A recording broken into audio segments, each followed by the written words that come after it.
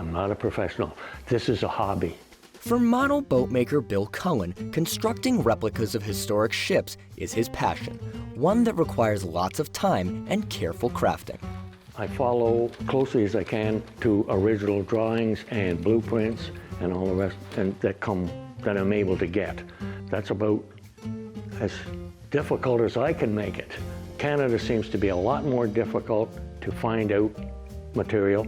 The United States, I love them. They could supply you with blueprints, drawings, anything you want for any of their ships. It's beautiful.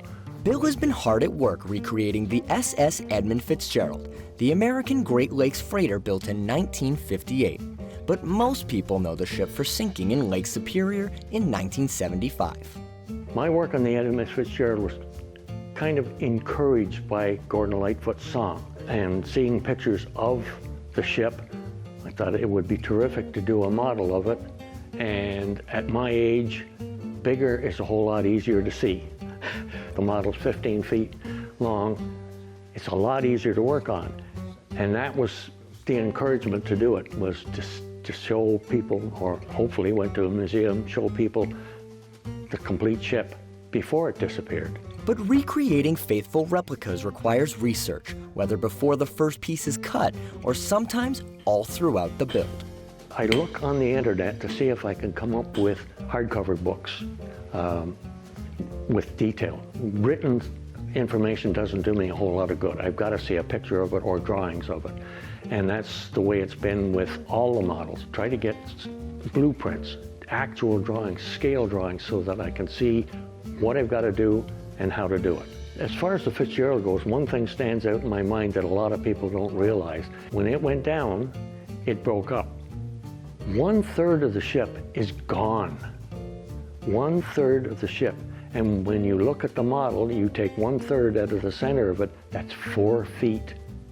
And it's unbelievable when you look at the model and you figure 4 feet of that is gone, and all that's left is 1/3 at the bow and 1/3 at the stern. Terrible. When I did the thing, I had the drawings for the complete ship, and it was easy to construct it.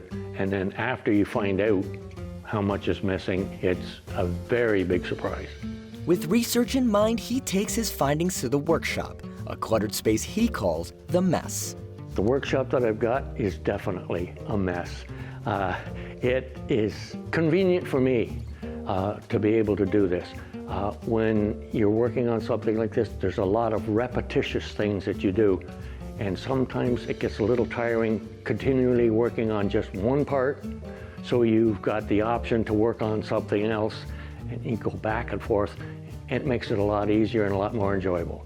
The deck hatch covers themselves, I believe it's 64 clamps that hold each hatch cover on, and I had to make each one of them on there. And there's 21 hatch covers.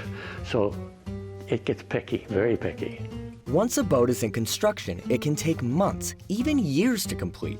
In the case of the Edmund Fitzgerald, Bill's been working on this model since 2000. I've been working on the Fitzgerald, has been off and on. There's been, like everybody else has details going on in their life, they have to stop doing things to do other things. And it was laid up for quite a while, and on again, off again. Bill says his model of the Edmund Fitzgerald will be completed in a matter of months, hoping to display the finished product in a local museum. The Edmund Fitzgerald is unique to me because I can look at it and see how much work I have put into it and see the finished product now. And it's a great deal of pride. Is that a general feeling you have when it comes to other models you've made in the past? I have to be very honest, yes. Not conceited and think, oh, well, you're really wonderful, but it's when they're finished, you look at it and you think, wow, I actually did that myself. For aspiring model builders, Bill encourages them to follow their passion, whether it's model boats or any art style. Do something that you like. There's no sense building for somebody else and you're not interested in it, because you can't put your oomph into it. It's a case of, it's work. I've got to do it because he wants it. Whereas if you're doing something that you want to finish, you want to complete, and you're very enthused about it, you'll put more effort into it. Play the music you want to play. Don't play something for somebody else because you'll want to learn. And it's the same as everything else. Do what you want to do. In Gananoque for WPBS Weekly, I'm Luke Smith.